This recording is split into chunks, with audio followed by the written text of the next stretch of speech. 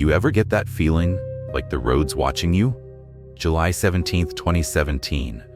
The night I learned why truckers disappear on this stretch of Route 66. And if you hear these hazards, you might be next.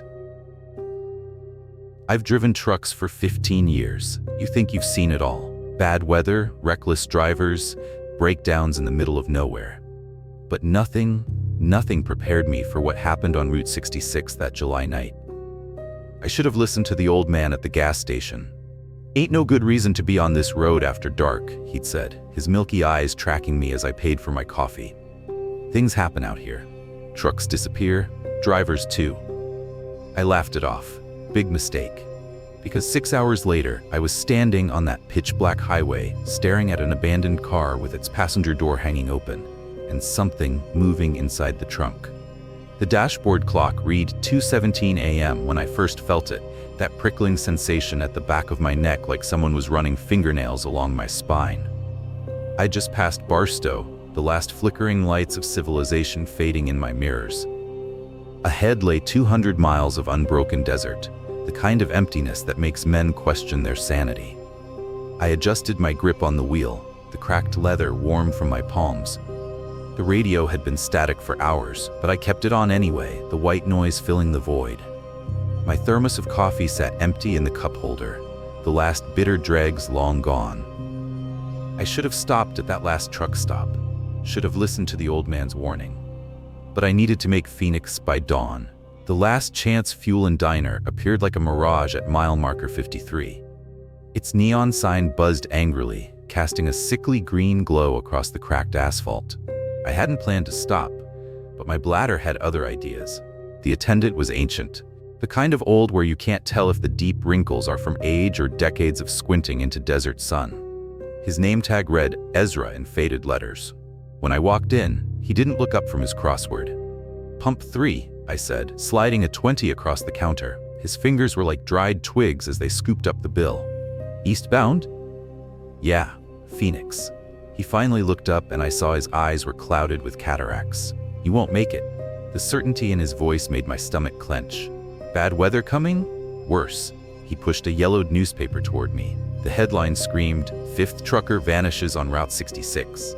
The date was from 1997. "That's 20 years ago," I said. Ezra smiled, revealing nicotine-stained teeth. "Time works different out here." He tapped the article. "They always find the rigs, never the drivers." I left without my change. An hour later, my headlights caught a figure standing beside the road, a woman in a white sundress, thumb outstretched. In the split second before I passed, our eyes met through the windshield. Her lips moved, "Don't stop for the red car." I slammed the brakes, skidding to a halt. When I looked back, the road was empty. No woman, no footprints in the dust, just the endless black ribbon of asphalt. It stood crooked in the scrub brush, the name Lucy May carved deep into the weathered wood. Fresh flowers lay at its base, daisies, their petals crisp at the edges from the desert heat. The dates showed she died young, 1987-2005. As I leaned closer, I noticed something metallic glinting among the flowers. A trucker's logbook, its pages warped from humidity. The last entry read, "July 17th, saw the red car again. It's following me. If you find this, don't." The writing ended in a jagged line, like the pen had been ripped away. A cold sweat broke across my back. Today was July 17th. That's when the whispering started. The car appeared exactly at 3:33 a.m., its hazard lights pulsing like a slow, steady heartbeat. It sat perfectly centered on the double yellow lines, passenger door yawning open.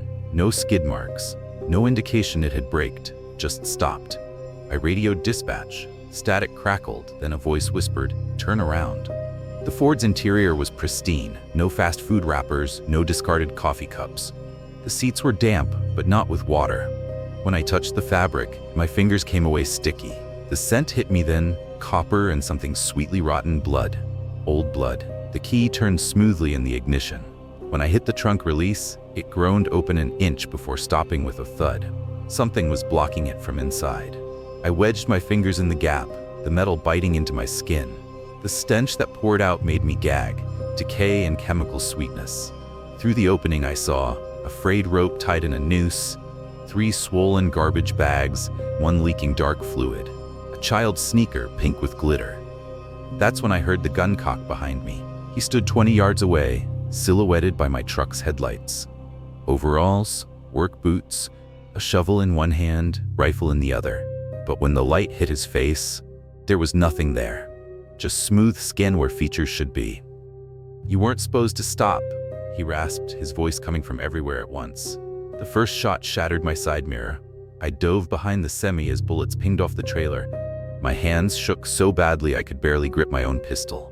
When I peeked out, he was gone. The empty car peeled out, kicking up gravel. It circled my rig like a shark, then rammed the driver's side. Glass exploded inward as my head slammed against the window. The radio screamed, "Help us, help us, help us," in a chorus of voices. I floored it. The speedometer climbed, 70, 80, 90. The Ford matched me mile for mile. In the rear view, I saw the passenger door swing wildly, something pale flapping inside like a trapped bird. A hand. It was a hand. The cop who responded looked like he hadn't slept in decades. His cruiser's light bar cast sickly blue shadows across his hollow cheeks. "Another one, huh?" He spat tobacco onto the asphalt. "You're lucky to be breathing." When I described the faceless man, he didn't flinch, just pulled out a worn notebook filled with similar accounts, all dated July 17th, spanning back to 1972. "They always find the cars," he murmured, "never the drivers." As dawn broke, he handed me a card for a Phoenix psychiatrist.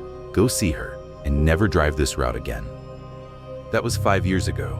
I quit trucking, got a desk job, take 3 different medications to sleep. But every July 17, I wake at 3:33 a.m. to the sound of clicking hazards. When I look out my window, I see it parked across the street. A red Ford Fusion, passenger door open, waiting. What do you think was really happening? A serial killer using paranormal means? A desert entity that feeds on travelers? Something even worse? Comment your theory below. And if you've ever had a terrifying roadside encounter, share your story. You might help solve a mystery. Smash like if this chilled you to the bone. Subscribe for more true horror and hit the bell so you don't. For more true horror and hit the bell so you don't miss the next descent into madness.